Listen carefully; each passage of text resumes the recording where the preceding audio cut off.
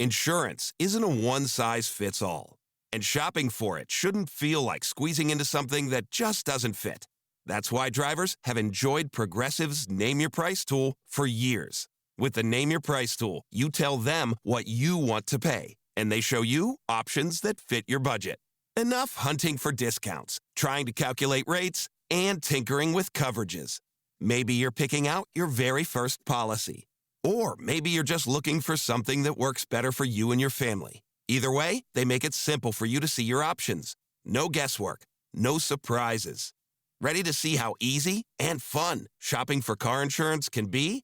Visit Progressive.com and give the Name Your Price tool a try. Take the stress out of shopping and find coverage that fits your life on your terms. Progressive Casualty Insurance Company and Affiliates. Price and coverage match limited by state law. Hey, Howard. In case you need a lawyer, here's my business card. I'm attorney Howard Ankin. Oh, hey, Howard. If you or someone you know has been hurt at work, Ankin Law can get the medical bills paid, the lost wages reimbursed, Oh, hey, Howard. and the compensation you deserve. Hey, Howard. We're one of the largest filers throughout the state of Illinois of workers' compensation claims. We're here to help. Call 312-6-million. Injury law made personal, that's Ankin Law. That's all you can really ask for, and I think there's a lot of belief in this clubhouse that, if we start, sniffing 500 and then get above it, there's no turning back.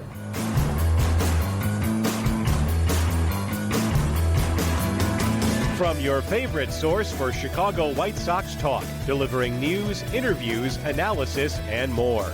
This is the Sox Machine Podcast with your hosts, Jim Margulis, James Fegan, and Josh Nelson. Thanks, Rob, and welcome to a new episode of the Sox Machine Podcast. I'm your host, Josh Nelson, and it's Thursday night, April 30th, 2026, as we record this show. That clip you heard was from Eric Fetty, who's been pitching a lot better recently, and maybe it's a bit weird to hear a White Sox player speak so confidently about approaching 500, but the White Sox are coming off another home series sweep, this time over the Los Angeles Angels, and they won Monday night in maybe the season's wackiest game, not starting till 9:40 p.m. Central Time. They were down 5-1, but they scored 7 runs in the 7th inning. And then on Wednesday, Sam Antonacci hit a game-tying triple in the bottom of the 9th inning, and Colson Montgomery in the 10th inning walked it off with an RBI single. So the White Sox are now 14-17. They are 13-12 in their last 25 games. They finish April 500 at 13-13, which is the first time since 2021 they finished April with 10 or more wins. And check the American League Central standings. The White Sox are entering May only 1.5 games behind Cleveland and Detroit for first place. The vibes are riding high, but the White Sox do have a West Coast road trip coming up. This time they start in San Diego before facing the Angels again, but this time in Anaheim. In this episode, we'll recap the series win over the Angels. Is Colson Montgomery not getting enough attention? Caleb Bonemer and Braden Montgomery continue to rake. Are they ready for promotions? And we'll preview this weekend's series against the Padres. Joining me are Sox Machine's beat reporter James Fegan and managing editor Jim Margulis. And hello, gentlemen. First of all, great series for the Chicago White Sox, sweeping the Los Angeles Angels. James, that Monday night has to be, it's an instant nominee for wackiest game of the year for the White Sox. I felt so bad for you because it was already a long day having to wait around. And then first pitch was announced at 9:40 p.m. And I know you were still working. I was still working on videos until 1:30 in the morning. But the White Sox came from behind to win that one. They came from behind on Wednesday to walk it off against the Angels. What's the vibe like within the White Sox clubhouse after that series win? I mean, they were happy. They tend to be. I would say it's been a loose, or at least what's been kind of defended as a loose atmosphere all throughout the season, even when they were kind of struggling or not scoring in Kansas City. Pregame was a pretty loose group. I think they kind of have this combination of not real burdensome level of expectations. They certainly expect to be better. They expect to be hanging it in, but they're really in this they have some confidence in what they're able to do based off like the way the last season finished, and certainly like bumping off the Blue Jays early on, even if the Blue Jays haven't gotten going, especially after that first week. Um, and the way they kind of talk about it, especially offensively, is like, oh, once we got over those first 12 games, we've kind of in a good spot and doing good things, stabilizing the rotation more or less. I mean, it's funny because it's when Smith went down to the minors, it was kind of like, all right, this is the 1 week leak out of 5, but it's and then maybe that's even more calcified now that it's like everyone's really doing well except Anthony K. But I think even K is maybe keeping them in games or not stalling their momentum as much as like Smith getting rocked, both because like the importance he had and like kind of the nature of his outings was. So it's good. You know, Mike Vassal's waving his Harry Potter wand around. They they have a lot of people who are at the center of their clubhouse who are, you know, kind of good glue guys. I'd really put, you know, Miguel Vargas and Davis Martin, those guys playing well. I think maybe lifts all boats even more than your average guy, given their role in kind of setting the vibe and setting the approach to the group. So it's positive. I don't think it's like insane in terms of like we're gonna win this division. I think they view like, why not us? Why can't we hang around for a while, more than it's like we're gonna do this. It's a lot more. It reminds me again of like maybe a better version of the 2019 White Sox. I think the 2019 White Sox had a good vibe because like so many of their core guys were like coming into their own and feeling good about where they were going, and thus feeling good about the group is going. Whereas like this is a bit more communal oriented, but it's the same level of, we feel like this thing's going in the right direction, but not maybe the confidence of the good vibes of the 2021 Sox, you know, especially first half, where it's like we think we're big dogs, we're gonna assert ourselves. At least when that team did have good vibes, that sort of thing. It's not like we're world beaters type of like good vibes. It's we believe in what we're doing and we're seeing signs and we're seeing real things to grab onto, and so we're feeling good about that type of good vibes, which I think are better. I think it's better to be getting A pluses in the remedial class type of atmosphere than like we're doing well in our 400 level course, but every day we know we have to work type of feeling. One's what you obviously want to get to, but as far as like feeling good and like you walk in and nobody's really that ticked, I think this one's better. Well, that's like a continuation of the second half, right? Totally. Basically, yeah, in terms of some continuity from, finishing, I forget what kind of win pace they're on, like a 75 win pace or something like that in the second half, like a perfectly respectable below average team, and feeling like they were not being blown out or embarrassed by superior teams, contending teams. And Will Venable said it's back to zero in spring training, but it does seem like after that first week that they dusted themselves off, and now they are back to being that team that can't be just totally discounted. And they do keep teams honest, and based on how the AL Central is kind of tripping over itself right now, yeah, I mean, they kind of deserve to think that they have a chance at this until, the league or the division over a 2-week period says like, no, you're not, and kicks them back down a few rungs. And then they're back in that position of, looking at the standings being 8 games out or whatever, and then having to measure themselves more by what can they bank on for the following seasons. Yeah, the last 3 years, Jim, the White Sox were done as far as the American League Central race. By the time we would record this episode, turning the calendar from April into May. And then it was just a matter of, here's the rest of the conversations. The MLB draft is coming up. Let's not embarrass ourselves too bad on the field. And who can get traded? Please keep listening and reading. Yes, begging. Please keep paying attention. Yeah. The vibes are a lot better. In the Sox Machine comments, I'm noticing the tone has changed, Jim, on social media. We heard Eric Fetty at the beginning of this podcast that if they can get to 500, that the White Sox players feel confident that there's no turning back. That's confidence. That's optimism, all wrapped up in a organization where those two things have been very lacking the last couple of years. But in our previous episode, we recapped April, the first month of the season for the White Sox, because again, opening days in late March, and they were 11-17.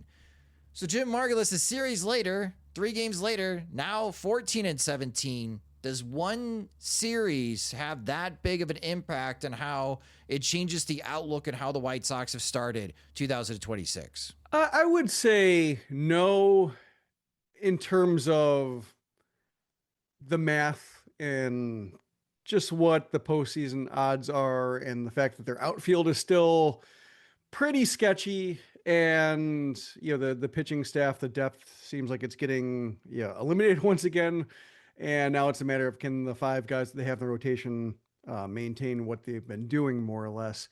But for a customer, or at the consumer level, it's more fun. It is, there's more power. You have guys like Colson Montgomery and Munetaka Murakami having like literal game-changing power. Fun to watch. You have Sam Antonacci, who is providing quality at bats and seems like he knows how to play the game in a way that's escaped a lot of guys wearing a White Sox uniform over the previous years, in terms of like situational awareness, like dipping his sleeve into a pitch. That's kind of what you need to do in that situation, and he does it, and he gets to run home. Like, he's somebody I think to feel good about. Noah Schultz is something to feel great about in terms of how he looks so far, and how he seems like he's putting it all together, and above average seems well within his grasp. And we'll see about like whether he can reach ace potential. But and then you look at the Central, and like, nobody is telling them they shouldn't be out of it yet. So I think that the math probably is right, and the projections, there's a real reason behind them. But the White Sox haven't looked this good for a while. They haven't looked this tough for a while, or dynamic in a while. And when Kyle Teal comes back, given catcher was supposed to be a strength, it's been a weakness. When he comes back, does it go back to being a strength? Is that one more position going from like 2 wins below replacement, 2 wins above replacement? Is that a real impact it's having? Will the bullpen get settled more than it has been? There are some ways it can still improve and stabilize themselves against some areas that might regress or be naturally inconsistent throughout the year. So it's a better team. Like the 2019 team, I think, is, while there are fewer, I think, core pieces coming into their own, like a lot of this is still kind of hinging on Murakami being a 2-year project, and like, what do you do with that second year? But in terms of guys getting confidence and dusting themselves off from failure and not feeling like it's all going to collapse when they have a bad game or 2 bad games in a row. They've won games in Kansas City. They split a series in Kansas City, which they haven't done. Like, they are notching some things that they did not have the capacity to do in previous years. And so far, like, let's see where it goes. I think another factor, James, that again, with the White Sox being 14-17, you were just on WGN, and Caitlin Sharkey, who was hosting GN Sports, mentioned that every team in the American League Central is either at 500 or below 500. Every team in the National League Central is multiple games above 500. If the White Sox were the National League Central, they would be 5-6 games back. And maybe we are not as optimistic or enthused about how the White Sox are starting. But you go to MLB.com/standings, James, and seeing the White Sox, not in last place, but right there in third place, a game and a half back at Cleveland, Detroit, a game and a half back at the wild card. I know it may sound crazy town banana pants, but we shouldn't be telling White Sox fans not to dream, right? I know that hope can be a dangerous thing, to quote Shawshank Redemption, but I guess with this young team, even the White Sox players themselves in the clubhouse, if nobody's going to run away with it, to your point earlier, why not us? Why not? They have the 6th worst run differential in baseball. They are home run dependent, which is weird because they don't see themselves as a home run offense. And I think that's probably good self-scouting, which mostly shows that they've been deficient in other areas. Starting pitching, it's certainly stabilized, and that's why they've been able to be in more games and come back against awful bullpens of the world. You gotta be there to take advantage of that situation, but you can make the arguments bouncing on a razor's edge just a little bit. I think Anthony Kay might be later on this rundown, but he's not really a great candidate to replace him if you can't get him going again. Tanner McDougal just went on the IL, forearm soreness. We're supposed to get more on him on Friday. Hagen Smith is not quite built up to 5 innings yet, and it's not the development is not linear type of progression for him at the moment. Shane Smith is basically remaking his delivery, and it sounds as hard as it sounded when I first heard it. So things could go awry for them in a way that it's not necessarily easy for them to recover. The bullpen situation has been better, but there's some flux there. I don't know if Brian Hudson looks good, but if I told you Tyler Davis and Osvaldo Bido had 2 spots in the back of the bullpen beyond filling you in on who Bido is, you probably have some questions about how that came about. Tyler Davis has looked great, but maybe a little surprised that he was the one who has pushed forward. There's some things you're kind of balancing a little bit there. Center field still a mystery a little bit. Is this Tristan Peters? It was going to be Everson Pereira, but he just went on the IL again. Is Austin Hayes going to fill the void? Do you have anti-lefty offense to attack with right now? Edgar Quero is not what Edgar Quero would want at the moment, and you don't have Kyle Teal. So, and there was some piece. I think the idea that they're playing better, that they can attack, chase 500. These are all very much better things to think about and wonder. When you say are we supposed to tell them not to dream? No, dream, but I think dreams are better when you maybe know they're a dream than when you dreams can take different forms. I don't know, the dreams where you're dying, they're not as fun.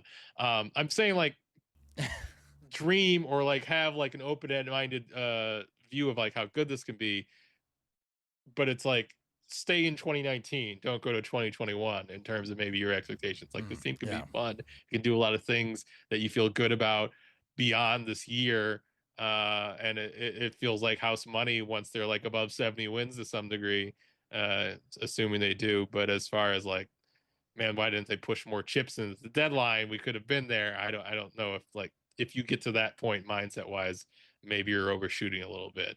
I think it'd be good if they're in a position where it doesn't seem like the rational move for them to trade Murakami at the deadline, rather than they're going to push forward and contend and win this year.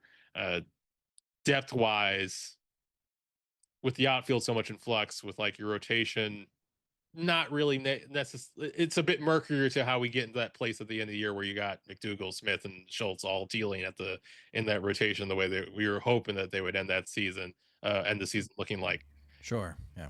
There's still obstacles ahead where I'd say I think people should feel good about this. If you have a team that's playing near 500, 2 guys in a 40 home run pace, Davis Martin pitching out of his mind, these are all great things and reasons to watch.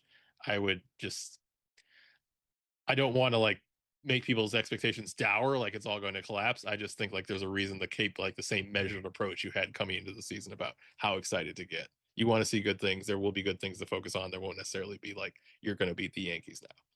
Those are good points. And we'll be previewing the upcoming series later in the show as the White Sox head to San Diego. That is a tough series for the White Sox.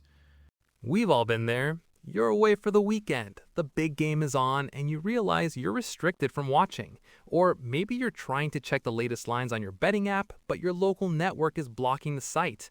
These are the ultimate unforced errors. You can prevent this from happening to you with IPVanish. IPVanish is the powerhouse VPN designed to keep you in the game no matter where you are. IPVanish helps you stay connected to your favorite team and streaming services while you travel. But it's not just about watching the game. For the bettors out there, IPVanish provides an extra layer of security and privacy that helps you access your account safely on public Wi-Fi. Plus, IPVanish is lightning fast, so you won't have to worry about lag during those crucial live betting moments.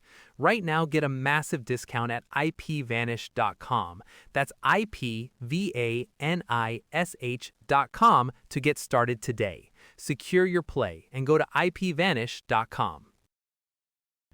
But I think another area that is pumping enthusiasm is a lot of attention has been on Munetaka Murakami, and for good reason. Tied for the league lead in home runs. A lot more attention being paid to the White Sox, especially in Japan, because of Murakami's hot streak. But I pose this question, are we not paying enough attention to Colson Montgomery? Looking at Montgomery's start to 2026, Montgomery in the American League ranks third in wins above replacement at 1.2, behind Bobby Witt Jr.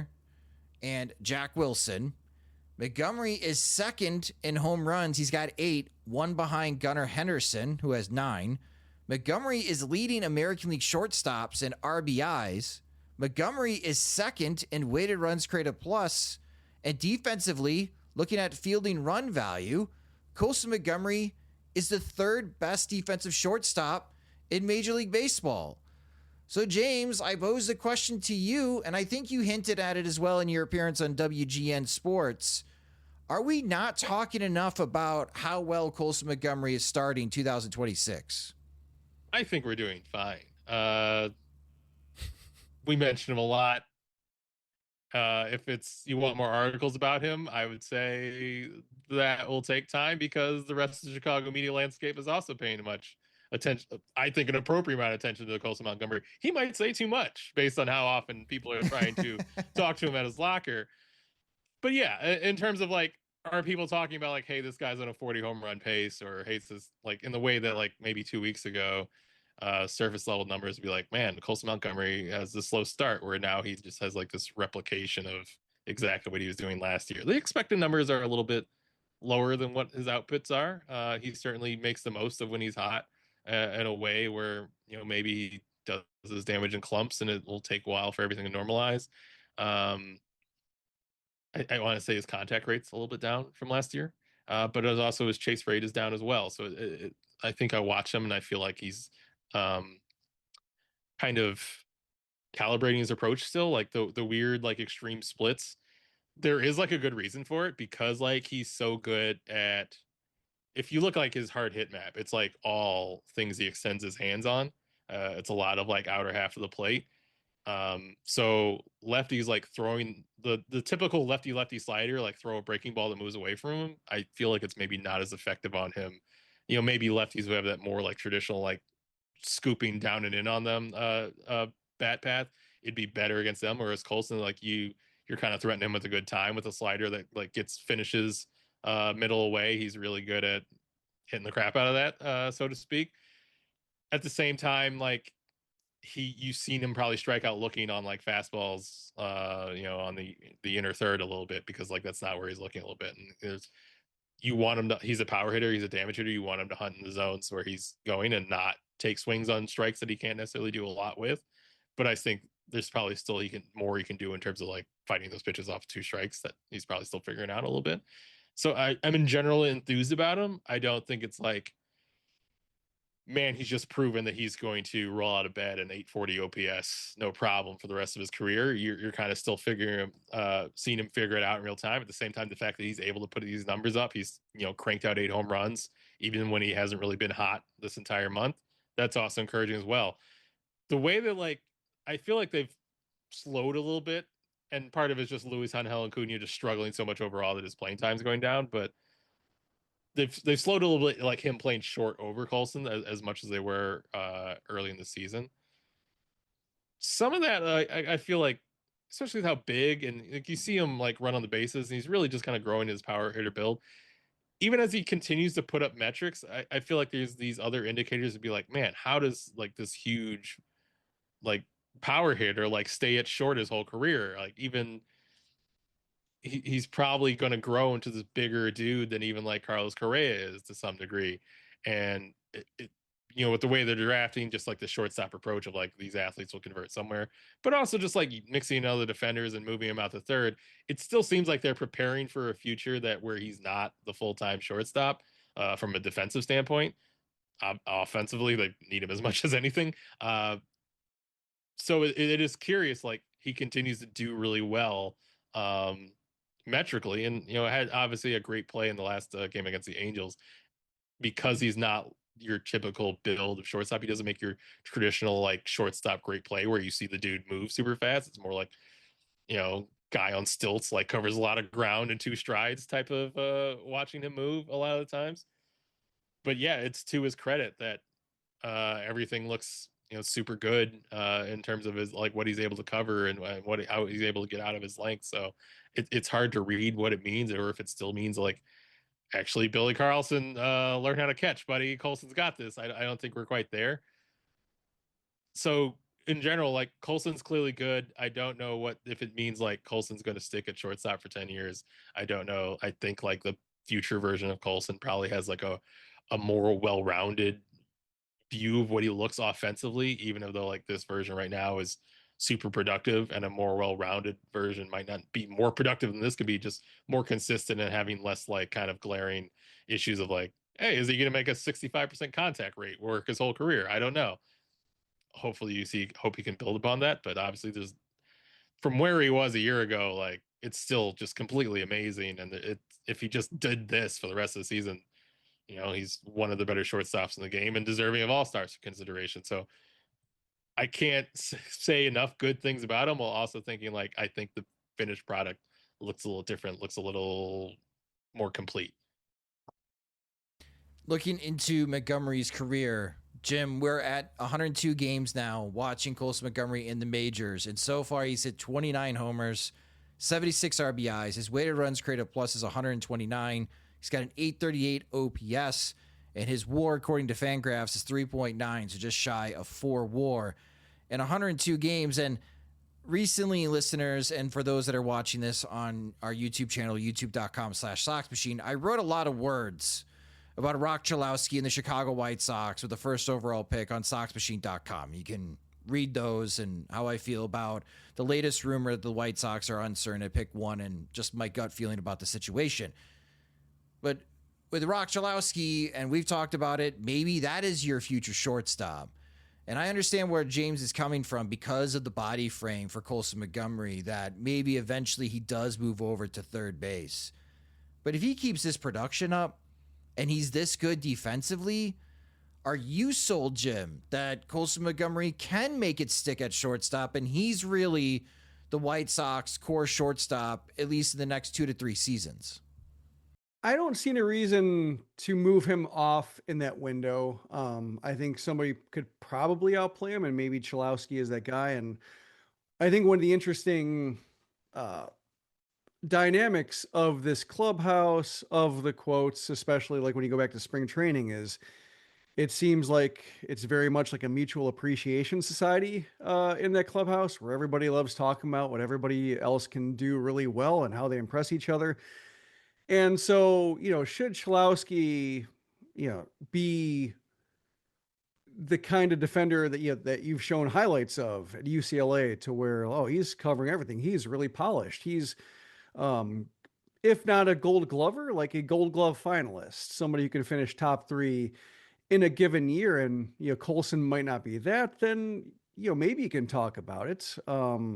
There's also the whole idea of like the shortstop being the captain of the infield and the leader of the team. And, we've seen that play out in some things, like we had Carlos Correa with him in Houston, and then Jeremy Pena overtook him. But then you had like the Yankees with Derek Jeter not wanting to move off the position for Alex Rodriguez, and that whole mess. Like there are ways that can play out to where, people understand what the metrics say or who's really better, and they accommodate that. And some people have pride and don't. So there are ways that it can be messy when you stack so many shortstops together, to where somebody has to move and somebody's not comfortable with the move, or somebody gets injured doing the move, as we've seen with some, rocky outfield transitions from infielders. So I think to that point, if they keep drafting shortstops and accumulating guys who are blocking each other in AA or AAA,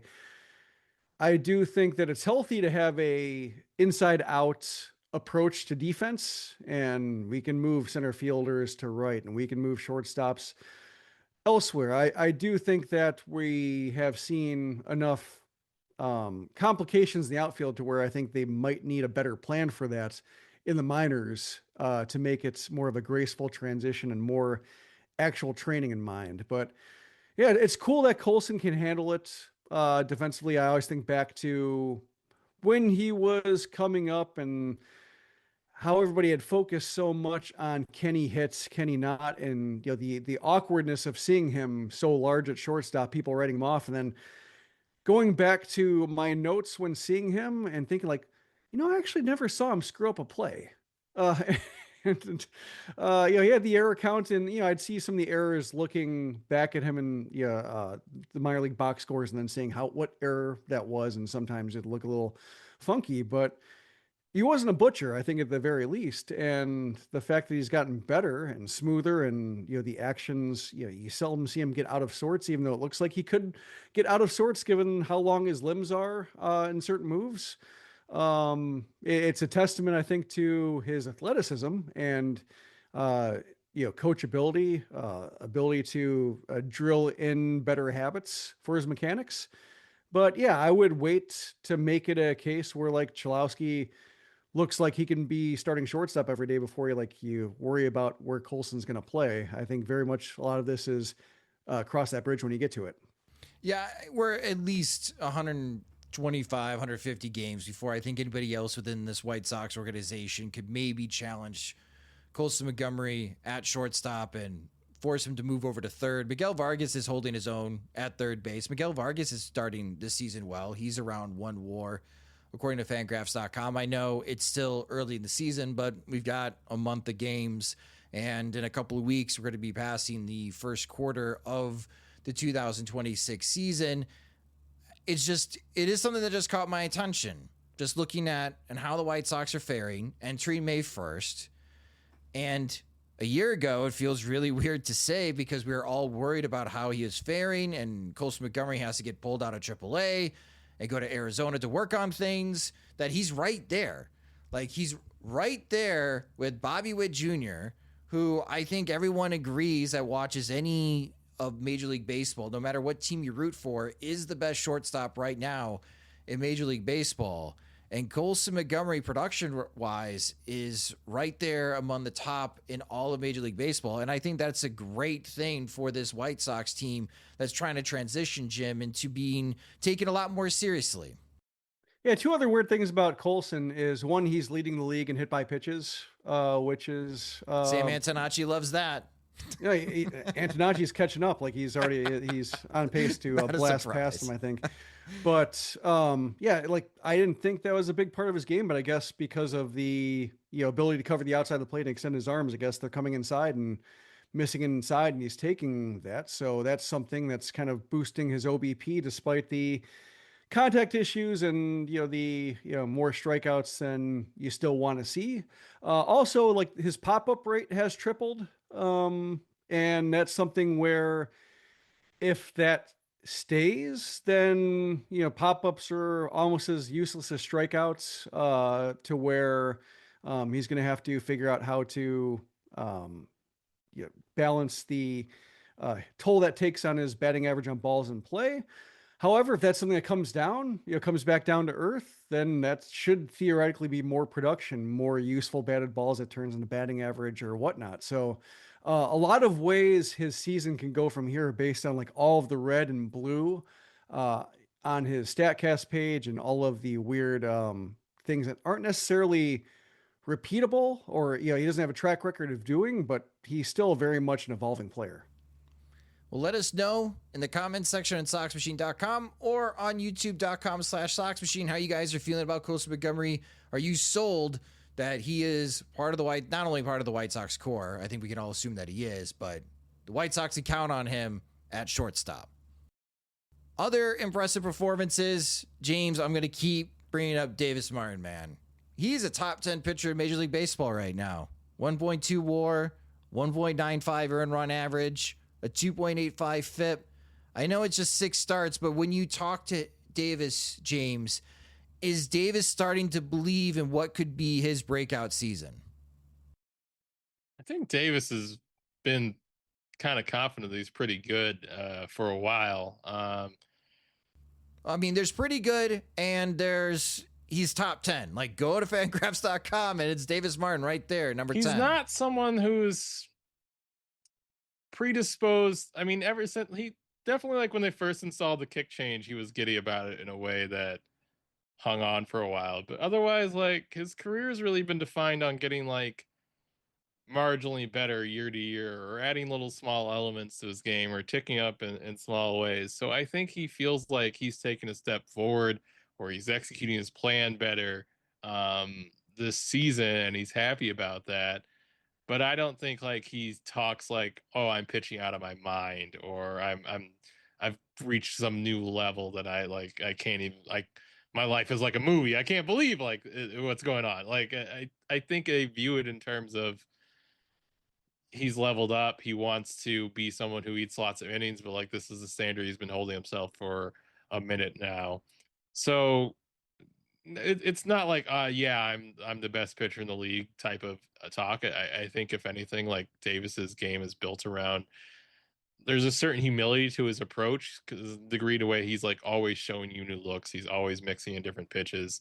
Like, I was talking to like Zach Bove about like their new game planning thing, and he almost talks about like Davis doesn't want anything too preset, because he wants to like react to how people are swinging the game, and react to like how he's attacked in previous time. Like, because I was talking with Sean Burke, and the term he liked to use is like route trees that he has in terms of like different righties and lefties, or different types of swing pass. He's got like these certain paths he's going to take that are established and work for them, and that's obviously the approach that works well for him. And he kind of has bigger stuff where he does want to follow a couple templates, and wants to know what he's supposed to do when he gets to certain situations. Davis is like very field. Davis wants to read your swing all the time. It's a very much like he's confident, he thinks he can beat you, but you know, he's not just like some. And doing kind of interviews about Davis, like something he got praised at is, you know, maybe a pitcher like Burke, you know, if he gives up a double to a lefty and another lefty comes up, you kind of worry, is something deficient, is something going on haywire on the fritz where he's going to run into the same problem again. Not that Burke is necessarily worse, you know, obviously his results are as good as Davis right now, but like, I'm saying it's more like I'm making a distinction in terms of type, where Davis is, oh, like this type of hitter just got me, I'm going to now give you a different look. Like, and so like there's not like I'm the big ace, I have big stuff, I'm going to blow everyone away. He does want to attack in the zone, he does want to be fearless, but it's just very like, it's very number 3, number 4 starter type of mentality that I think he's going through, where like the thing that you will get from him about him over and over again is like, this dude just knows how to pitch. And that's showing shapes, that's being aware of like his data, that's not like necessarily an entirely old school designation. He's very attuned to like statistically where his stuff performs against certain swing paths, but it's very like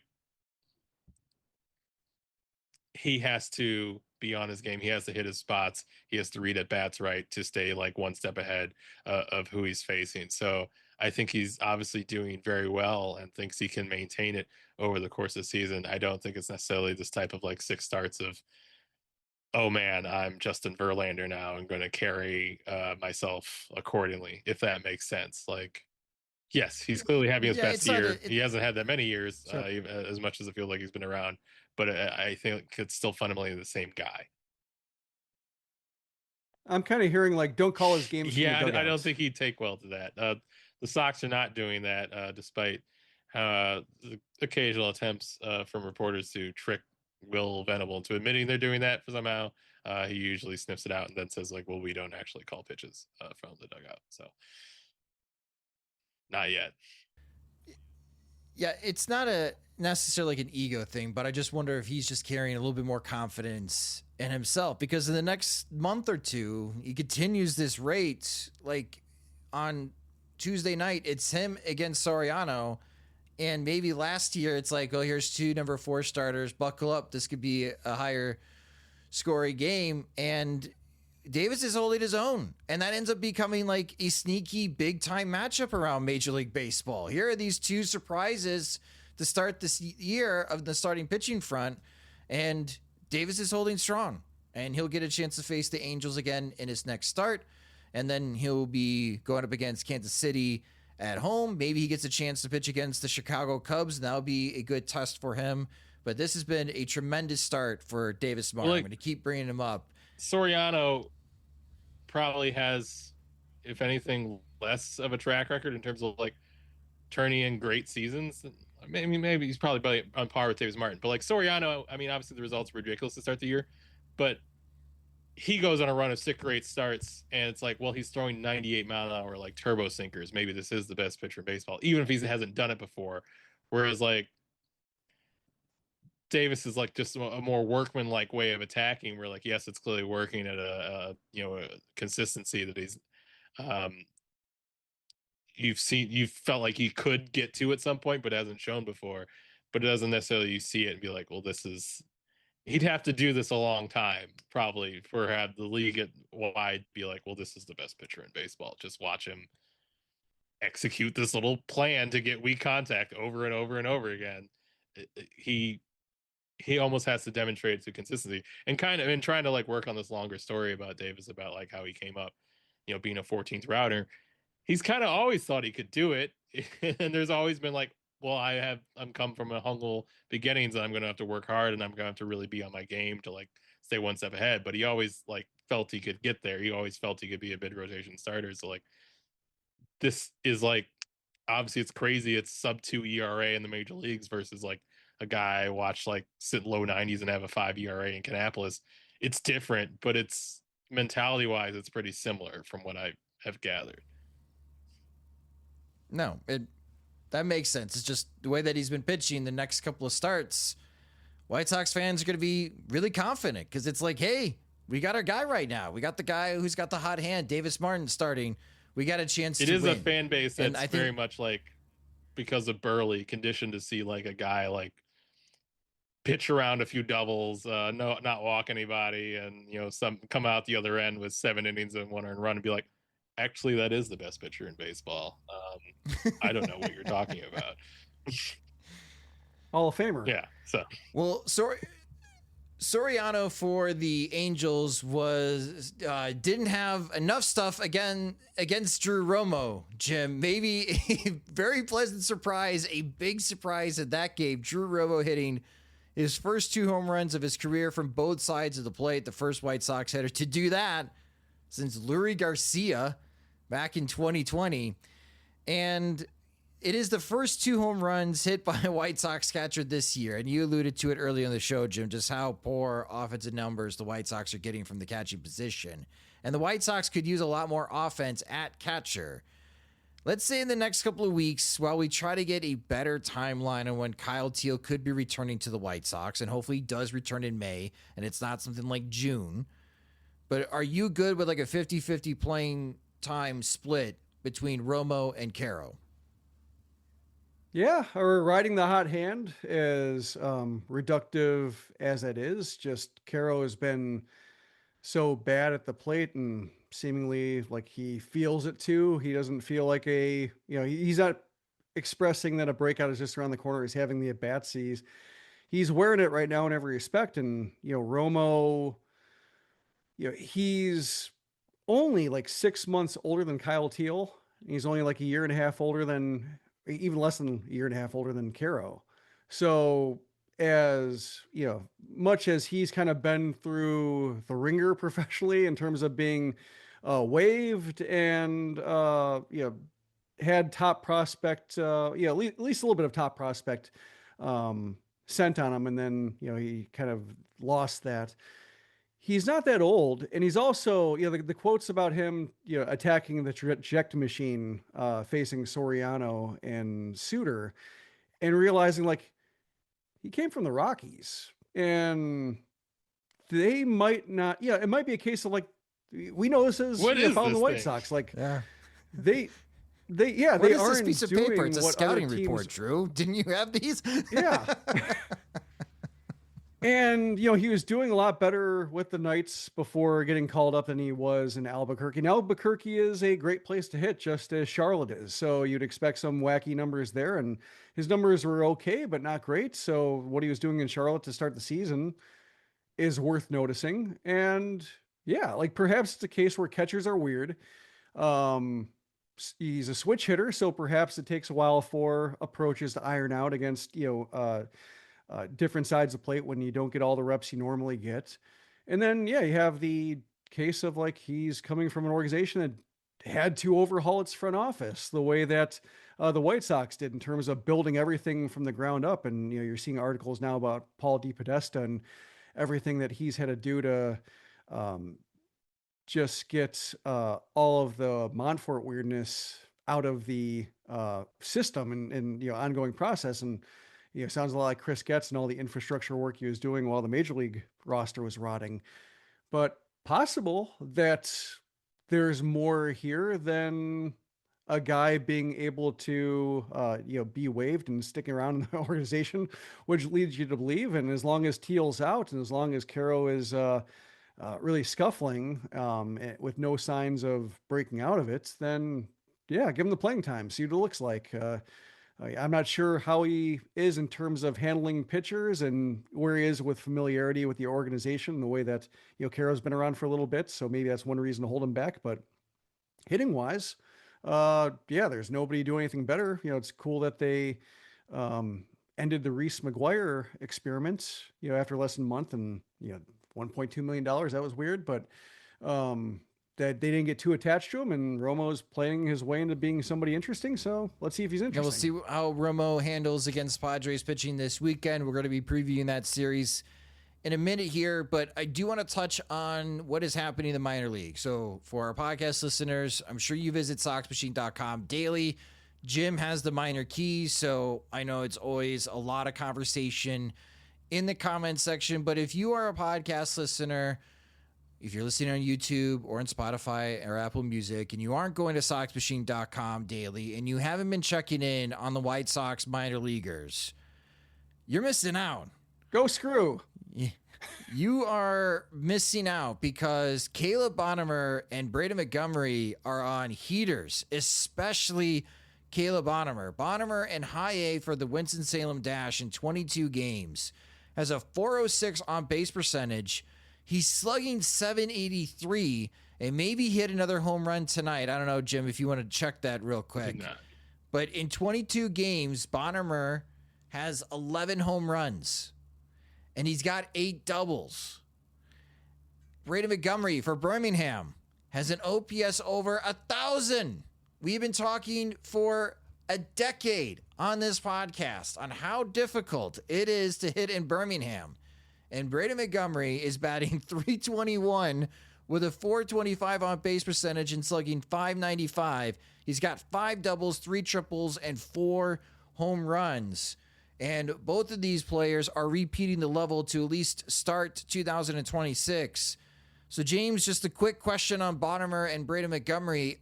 Do you have any idea if both of these players have an incoming promotion? Bonemer struck out 4 times tonight. He did not homer, by the way. But I would say Montgomery sounds a bit more imminent than Bonemer. Paul Janisch spoke to us the other day. Certainly teased the idea of Montgomery is getting promoted to AAA as much as he could. There was definitely a specification that Montgomery is going to go to AAA before the majors. He's not coming straight up.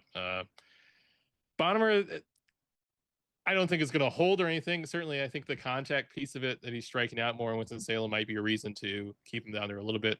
They mentioned just like they really like that core of that team. And, from interviewing them, DePino, Shelton, Wolkow, and Kyle Lodice. I think DePino called Lodice the brains of the operation as far as like their game prep. So it seems like they're really working together a lot in a way that they're not in a rush to break up after a month, especially with Bonemer being young as he is. And really, this will be 6 weeks at high A of playing time at this point.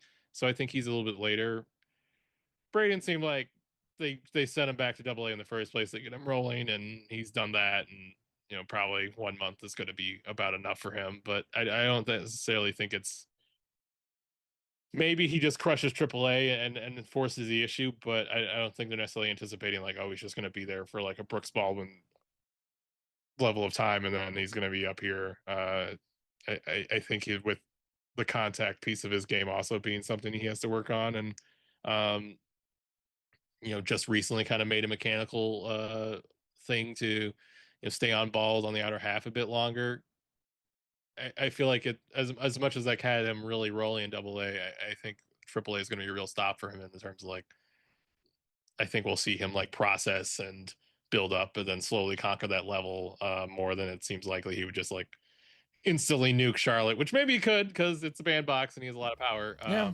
And he's it's just a cursory stop there. I would think it's probably expected to be something he spends multiple months at and gets promoted later in the season with room to surprise you. So on that note, on the follow-up for Braden Montgomery, James, my thought was if the White Sox were going to call up Braden Montgomery this season, it would be after August 15th, within the 45 days to end the year, so you can retain his rookie eligibility going into next season to take advantage of those bonuses, to the opportunity to gain an extra draft pick. If Braden Montgomery just rakes it his rookie year and get that extra draft pick, that would help out the White Sox. Is there any chance that he can be called up before August 15th? Yeah, I think perfect. I don't think they're super wedded to PPI as something. Okay. And maybe if they had an uber consensus number one guy, but they didn't let PPI really run the show with Colson in any way, and obviously it wasn't set up to. And I don't think they'd have the same presumptions about let's move around what Braden's timeline is beyond what his performance dictates in some major way, because we think this is a shot worth taking. Maybe Bonemer gets himself to that status in some way. I guess essentially a good problem to have, but at this point I haven't seen them really turn the ship around for PPI in a way before that makes me think that's what this front office is necessarily geared to do. They've made PPI jokes about Sam Antonacci when he got added to the top 100 within a week of the season starting for BA, which I don't think would count anyway, but I haven't seen them seemingly. There's certainly been guys who promoted right after they cross the threshold of getting an extra year of control, but I haven't seen them do it for PPI. Sure. I think they view it as a bit more too low probability to really bank things around on your average, even top 50 prospect. Well, in middle of June, if Braden Montgomery's batting 400 and the White Sox are still having difficulties in the outfield, I'd love to see your attempt to batter down optimism and the calls, James, from White Sox fans. Call up Braden right now. Just send him to Chicago. The White Sox need outfield help. But let's see when the White Sox do make that official for Braden Montgomery to join the Charlotte Knights. But the way that he's been hitting is going to be sooner than later, which just builds up more excitement to see him in Chicago sooner than later.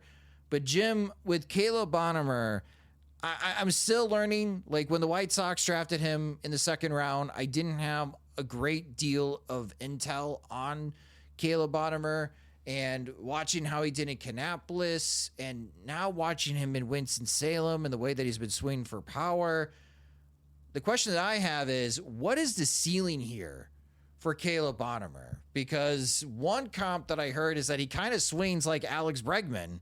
And Jim, Alex Bregman's pretty damn good. So is that the type of player that Caleb Bonemer could turn into, or is the ceiling a little bit lower than that? It's interesting comp just because Bregman strikes me as more wiry and more, he's got, a lot more, I guess, fluidity or, whip in his game, whereas Bonemer is pretty thick. And it's funny, James mentioned how quiet he is hitting wise, and you're watching him in Bowling Green, watching him from the side, and just seems like he just kind of falls into pitches, almost like he's swinging an axe a little bit, or like a sledgehammer, to where he's getting his body started, and the barrel comes out, and all of a sudden the ball is back spinning its way into the left field berm. So it's a strange swing, and he's striking out 31% of the time now after this 4 strikeout game, which is a little bit alarming. I mean, he's still young. I'm curious to see how that breaks down pitch wise. If it's a pitch shape he's not picking up. Handedness seems pretty even in terms of production, so it's not an easy righty lefty thing. Also, offense is up across the minors in general. So what does that have to do with it exactly? Is it a livelier ball?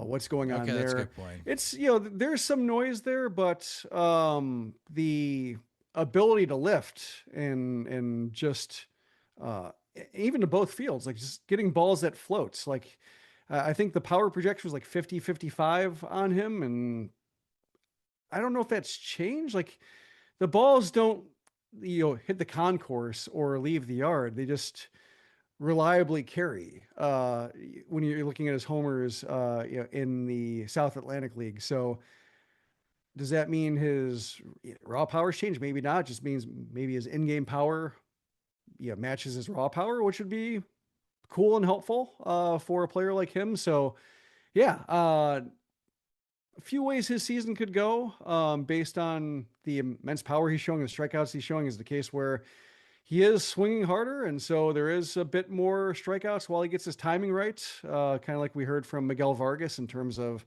bat speed meeting the way his barrel is meeting the ball in the zone.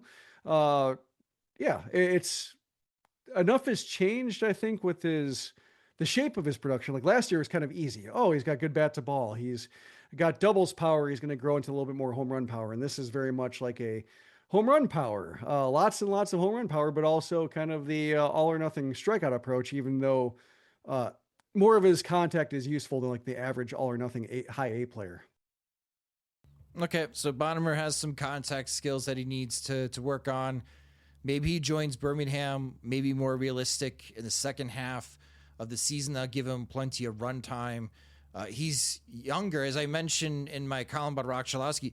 Caleb Bonemer is younger than Rock Chalowski. So Bonemer finishing a AA before age 21 is still a great pace for his development and reaching the major league sooner than later. Maybe more of a target of 2028. But it's fun. I got to tell you, it's fun, Jim, watching these highlights from Caleb Bonemer. And it's like, yeah, you can be excited. Like the hype can be real with Caleb Bonemer. Yeah, and thinking about what James said about wanting to keep the team together, and they had that with Birmingham a couple of years ago, and they started breaking up that team, I think, in June. Whether promotions either directly to Chicago, as you saw with Drew Thorpe, or Brooks Baldwin getting sped up. But yeah, they waited a couple months. They, especially when it came to like the real core of the roster, the meat of the roster, they waited for the first half title, and then broke up the team and said, well, okay, we got a postseason appearance where we have a possibility of some league championships and winning at the end of the year with this. So now we can scatter them the wins. And I think, maybe with everybody being fairly young for the level, or in the case of the college players, fairly aggressive assignments out of the gate to put them in high A for their first full pro seasons. They have a little bit of time before it gets ridiculous. Well, this weekend, the Chicago White Sox head out west. They'll be in San Diego this weekend, and then after the weekend, they will go up the highway to Anaheim, California to face the Angels for 3 games.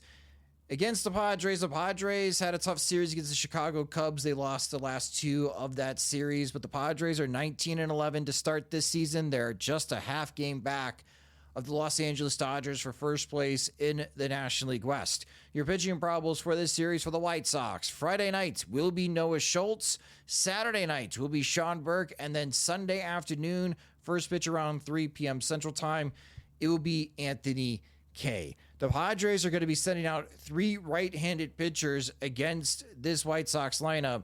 And James, from an offensive perspective for the White Sox, this should work in their favor, right? It should be advantageous with the lefties doing the most damage in Murakami and Montgomery to see these 3 right-handed starters.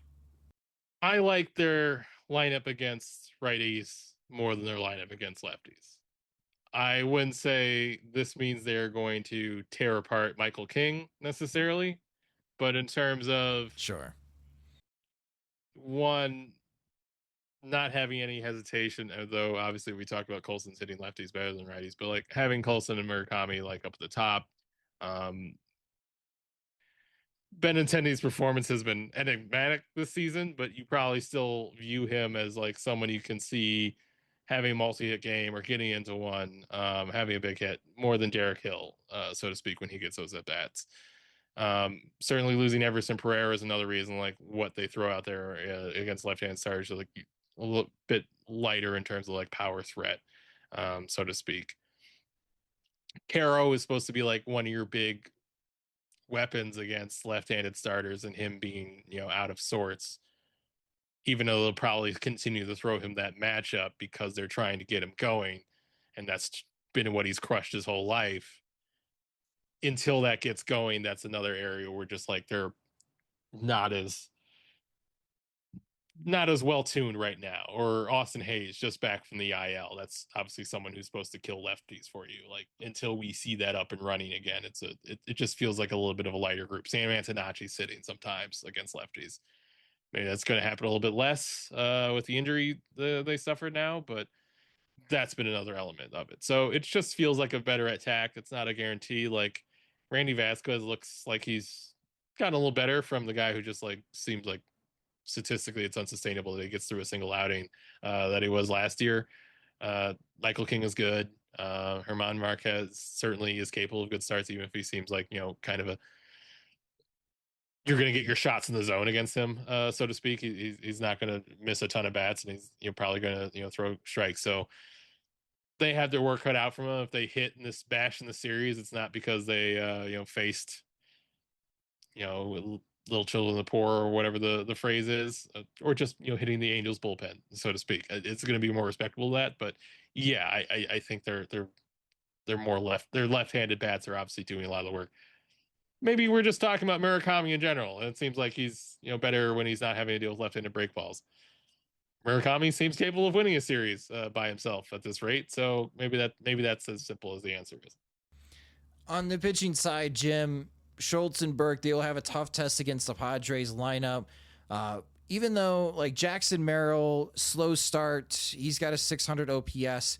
Fernando Tatis Jr. in 30 games has 0 home runs. That's really weird to say about Tatis. Manny Machado is a bit slow out of the gate. So the Padres offensively, not on top of their game, but that we know that could change in a hurry. They're too talented to be OPSing in the low 600s, which brings a lot of attention to Anthony Kay.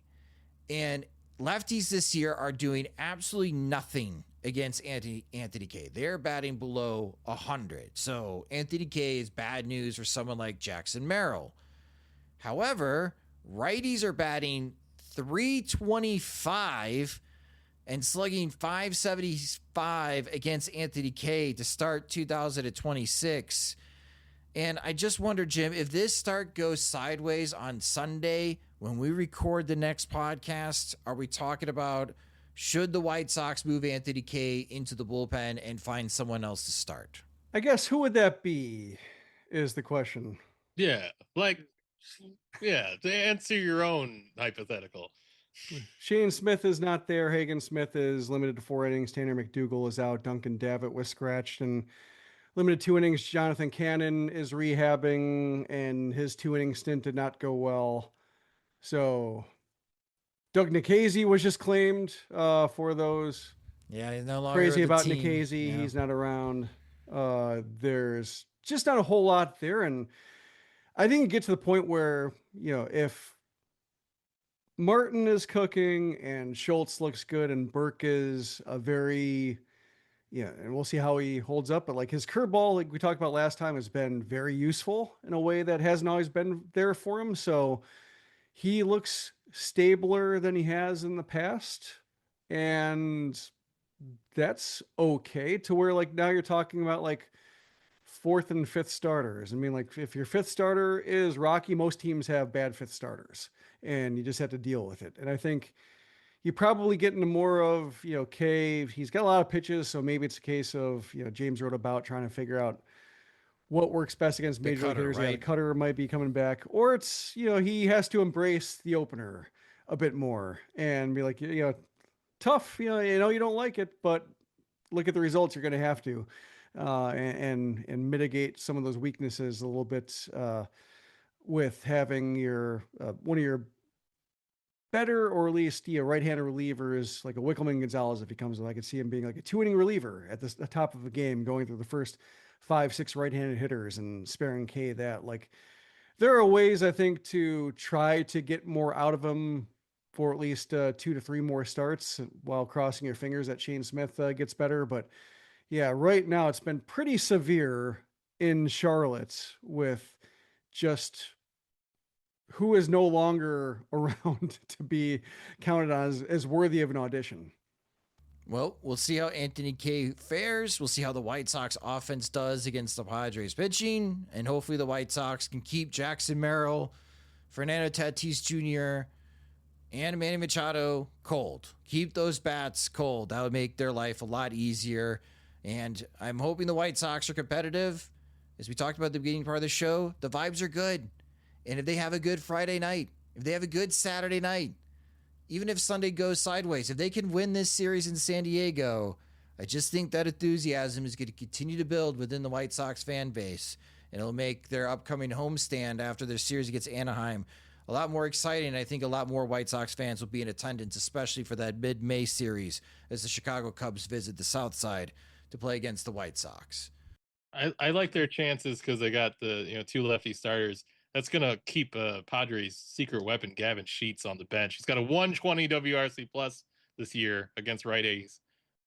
Having covered 2024, like seeing a clip of like a packed Petco Park, like chanting Gavin Sheets' name, I was like, what parallel universe have I stumbled into? But also like, it's not like he went through a lot to have to play on that team and like wear it. And he was like the guy who talked to the media after 121 and like very articulate about just how painful it was. It's not Make-A-Wish because like he's earned it his way on the spot, but like it's in terms of like anybody who deserved to like go to a safe home, like very, very happy for Gavin that he's getting like used correctly and like is thriving in it, and like people appreciate him for just being like a good solid hitter. It's like I didn't think he'd ever get this sort of situation, but happy he is, and that's why the Sox have to keep him on the bench because he'll probably face a good series for the White Sox. Probably sees him like face Sir Anthony Dominguez 3 times though, so that'll be something that'll test his splitter again. It reminds me of Connor Gillespie when he had that hot postseason with the Giants. Yeah. And just like, where was this guy? He's like, this guy was always there. He just had to play every single game or most games because he was one of the 9 best bats always in the lineup. Like, here's what it looks like when he's deployed on a team that has options to hide him. Same thing with Andrew Vaughn last year.